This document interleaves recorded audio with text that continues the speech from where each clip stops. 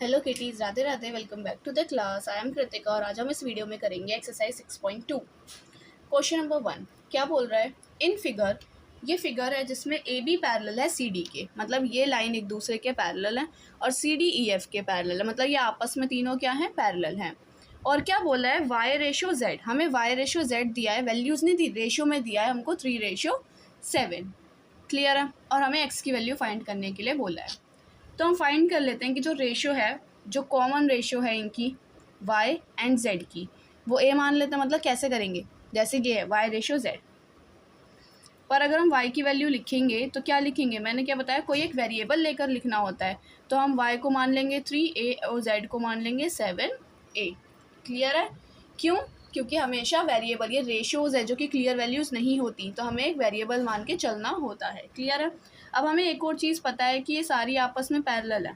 ए B parallel है सी D के और पैरेलल है ई एफ के। ठीक है? अब हमें पता है कि lines parallel to single line, अगर हमारी लाइन पैरेलल होती हैं, एक single line parallel to each other, तो वो एक दूसरे के भी पैरेलल होती हैं।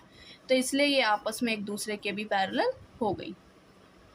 क्लियर है यहाँ तक?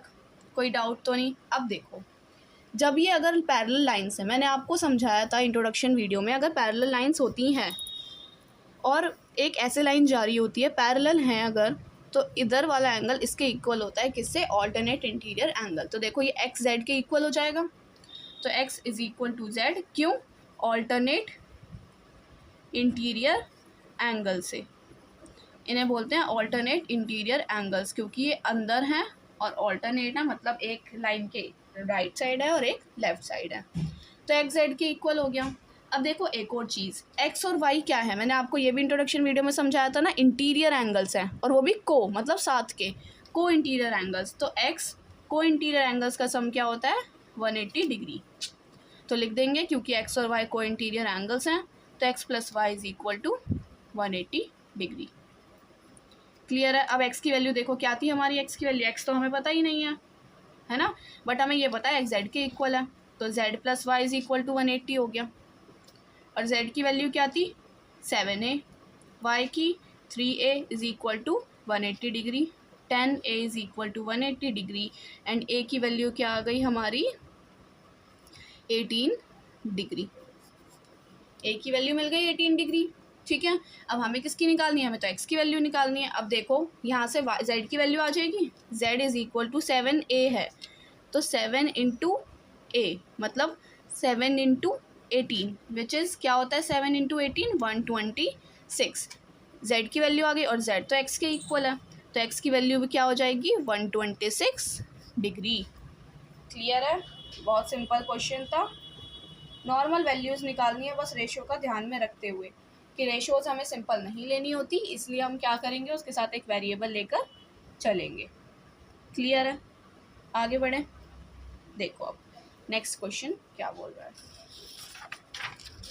क्वेश्चन नंबर 2 बोला है, in figure A B parallel to C D. ये एक फिगर है जिसमें ए बी सी डी के पैरेलल है। क्लियर है? और क्या बोला है? ई एफ परपेंडिकुलर टू, जो ये ई एफ है परपेंडिकुलर है किसके? सी डी के, मतलब सी डी के परपेंडिकुलर है, इसका मतलब ये 90 डिग्री बना रहा है। और क्या दिया है? एंगल जी ई डी, जी ई डी दिया है हमको 126 डिग्री, मतलब ये पूरा एंगल हमें कितना दिया है? 126 डिग्री। अब देखो, अगर ये पैरेलल है तो लाइन के इधर वाला एंगल और इधर वाले एंगल दोनों इक्वल होंगे, तो इसका मतलब ये भी 126 डिग्री हो जाएगा, है ना। इससे हमें सिंपल पता चल गया। पर हमें फाइंड क्या क्या करना है? ए जी ई जो कि सिंपल आ ही गया, जी ई एफ मतलब ये वाला एंगल निकाल लेंगे, एफ जी ई मतलब ये वाला एंगल, एक ये वाला एंगल हमें फाइंड करना है। अलग अलग मैंने एरोज बना दी जिससे कि क्लियर हो जाए, मतलब हमें एक ये और एक ये तीन फाइंड करने हैं। अब देखो, जो हमने सिंपल इसका रीज़न लिखा है, एंगल ए जी ई हमारा किसके इक्वल हो गया? एंगल जी ई डी के। क्यों? ऑल्टरनेट इंटीरियर एंगल, आप फुल लिख लेना। ठीक है? तो देयरफॉर एंगल ए जी ई की वैल्यू क्या आ गई? ए जी ई की भी वैल्यू आ गई हमारी 126 डिग्री। दूसरा देखो, जी ई एफ की वैल्यू कैसे आएगी? G E F plus F E D, देखो जी ई एफ और एफ ई डी ये तीनों मिलाकर क्या बना रहे हैं? जी ई डी मिला रहे हैं। देखो GED कैसे बन रहा है, GEF और FED से मिलकर, है ना। तो ये लिखते हैं, देखो पहले GEF प्लस FED दोनों मिलकर बना रहे हैं GED, और GED की हमें वैल्यू पता ही है 126 डिग्री, क्लियर है। और GEF की क्या है वैल्यू हमारी, GEF की हमें निकालनी है, हमें पता नहीं है GEF की। और FED ये पूरा क्या है 90 डिग्री, तो यहाँ से GEF की वैल्यू हमारी आ जाएगी, ये 90 उधर जाके क्या हो जाएगा माइनस, तो GEF की वैल्यू क्या आ जाएगी हमारी 36 डिग्री, क्लियर है। लास्ट एक और एंगल रह गया क्या, FGE। अब देखो FGE ये निकालना है हमको, देखो फिर से ये एक लीनियर पेयर बना रहा है, नहीं बना रहा, दो एंगल का सम 180 होगा, तो लिखेंगे angle AGE plus angle FGE, दोनों का सम 180 होगा, क्यों, क्योंकि ये लीनियर पेयर बना रहे हैं। AGE की वैल्यू 126 थी, FGE की हमें निकालनी है, is equal to 180 degree, FGE यहीं रहेगा, ये 180 से माइनस हो जाएगा 126, तो क्या आ जाएगी FGE की वैल्यू 54 डिग्री, क्लियर है। आ गए तीनों एंगल्स, बस सिंपल था। ऐसे हमको बस सारी प्रॉपर्टीज़ ध्यान में रखनी है और आगे बढ़ते जाना है। अगर हमें सारी प्रॉपर्टीज़ याद रहेंगी जो मैंने इंट्रोडक्शन वीडियो में समझाई हैं, तो वो अच्छे से क्लियर हो जाएगा आपको बिल्कुल, ठीक है। नेक्स्ट देखते हैं क्वेश्चन नंबर 3, क्या बोला है क्वेश्चन नंबर 3 में। इन फिगर, एक फिगर है जिसमें PQ पैरेलल है किसके, ST के, PQ पैरेलल है ST के, और एंगल PQR हमें दिया है 110 डिग्री, PQR 110 दिया है, और RST हमारा 130 डिग्री दिया है। हमें क्या फाइंड करना है, एंगल QRS। देखो कैसे आएगा, हमें इसमें करनी पड़ेगी एक कंस्ट्रक्शन, क्यों, क्योंकि ये एक सिंपल लाइन है ना। अगर हम यहाँ से निकाल लें वैल्यूज़ तो हमारा देखते हैं क्या ईजी होगा, तो हम कंस्ट्रक्शन कर लेंगे। क्या कंस्ट्रक्शन करेंगे, लिखेंगे भी कंस्ट्रक्शन, लिखेंगे कि हमने क्या करी है, तो लिखेंगे कंस्ट्रक्शन जो हमने करा है, क्या किया है, ड्रॉ लाइन, हमने एक लाइन ड्रॉ करी है विच इज़ XY, नाम दे देते हैं XY, ठीक है। और किसके पैरेलल हमने ड्रॉ करी है, parallel to PQ and ST के हमने पैरेलल ड्रॉ कर ली, PQ के भी है और ये ST के भी है, ठीक है। अब देखो 110 और प्लस, अगर हम इसको एक नाम दे दें, क्या, A दे देते हैं, और इस वाले एंगल को दे देते हैं एक और कोई B नाम, ठीक है। अब देखो 110 प्लस A ये को इंटीरियर एंगल्स बना रहे हैं अगर ये पैरेलल है, तो बस देखो, और को इंटीरियर एंगल्स का सम क्या होता है 180, लिख देंगे को इंटीरियर एंगल्स, तो A की वैल्यू आ जाएगी यहाँ से 180 माइनस 110 विच इज़ 70 डिग्री, ठीक है। अब देखो सेम ऐसी 130 प्लस B भी हो जाएगा, है ना, वो भी को इंटीरियर एंगल बना रहे हैं, सेम को इंटीरियर एंगल, तो B की वैल्यू क्या आ जाएगी यहाँ से 180 minus 130 which is 50 degree. A और B आ गया। अब इसका क्या यूज़ हो रहा है, देखो A B और ये QRS जो कि हमें निकालना है, ये निकालना है ना हमको, तो QRS, इसलिए हमने ये एक लाइन ड्रॉ करी जिससे कि ईजिली निकल जाए हमारा QRS। अब देखो ये तीनों मिलकर लीनियर पेयर बना रहे हैं, नहीं बना रहे, बस सिंपल हो गया हमारा काम। क्या लिख देंगे, A प्लस एंगल QRS और प्लस B, ये तीनों मिलकर क्या बना रहे हैं, लीनियर पेयर, इसलिए इनका सम क्या हो जाएगा 180। A की वैल्यू 70, QRS हमें निकालना है, B की वैल्यू 50।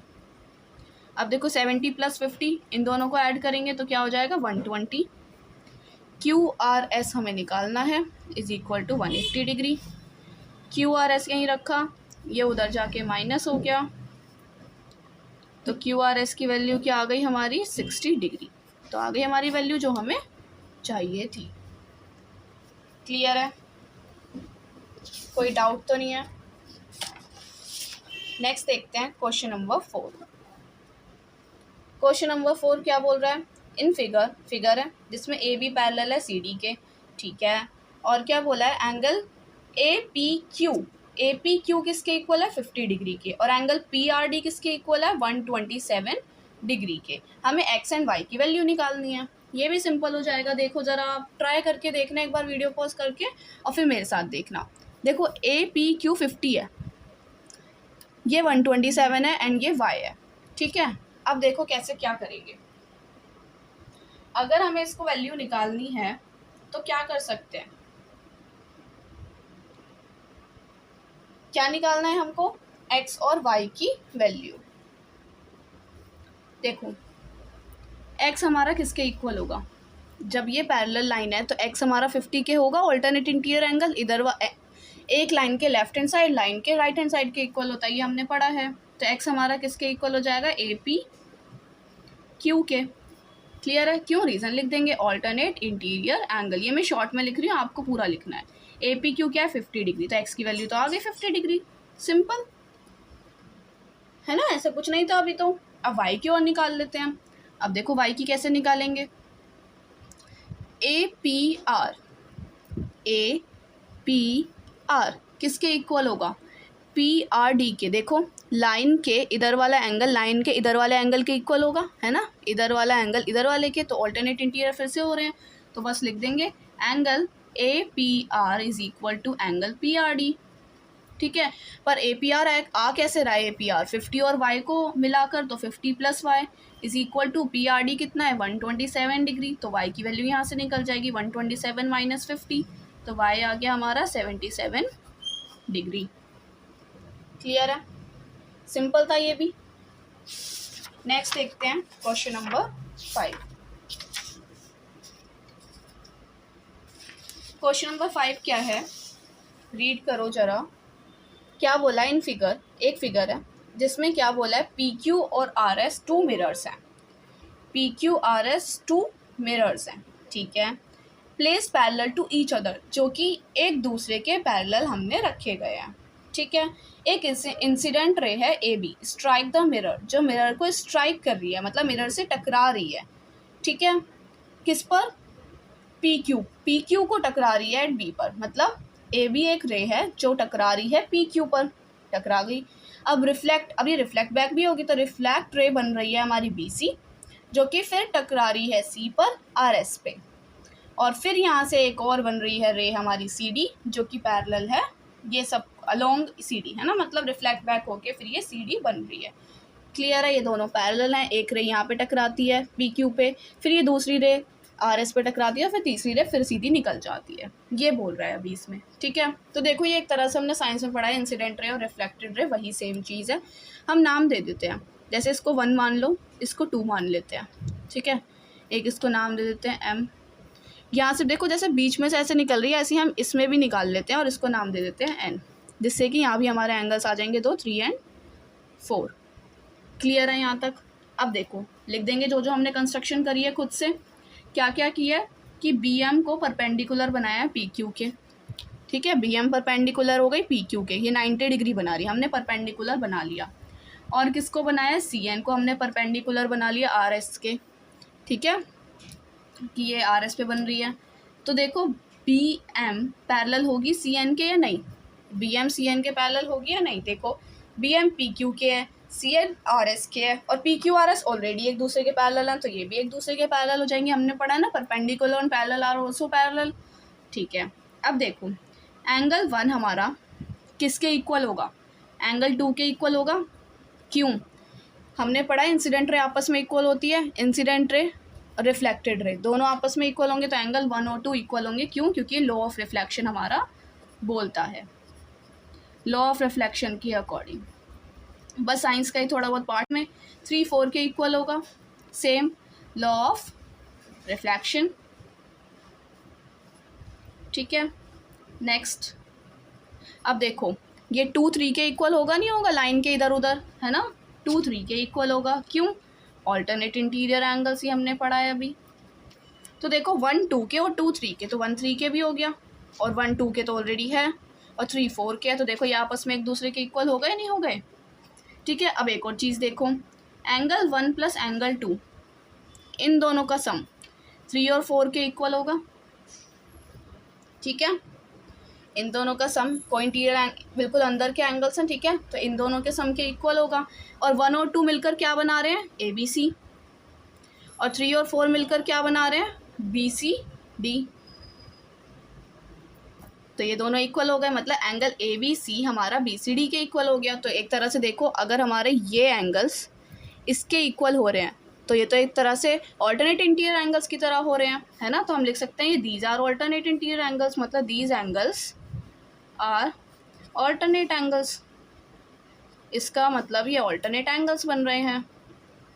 अगर ये ऑल्टरनेट एंगल्स बन रहे हैं इसका मतलब तो सिंपल है कि ये भी पैरेलल होगी सी डी के, और हमें यही प्रूफ करना था। जब पैरेलल होते हैं तभी तो ऑल्टरनेट बनते हैं। अब यहाँ रिवर्स किया है कि ऑल्टरनेट प्रूफ हो गए तो पैरेलल आ गए, ठीक है। ये ऐसे क्वेश्चन था, एक बार इसको दोबारा ट्राई करके देखना। नहीं आता है कुछ भी समझ, फिर मैं दोबारा समझा दूंगी। क्लियर है? आज की वीडियो समझ आई हो तो प्लीज़ लाइक कीजिए, कमेंट कीजिए, सब्सक्राइब कीजिए और अपने क्लासमेट्स के साथ शेयर कीजिए। मिलते हैं नेक्स्ट वीडियो में। राधे राधे।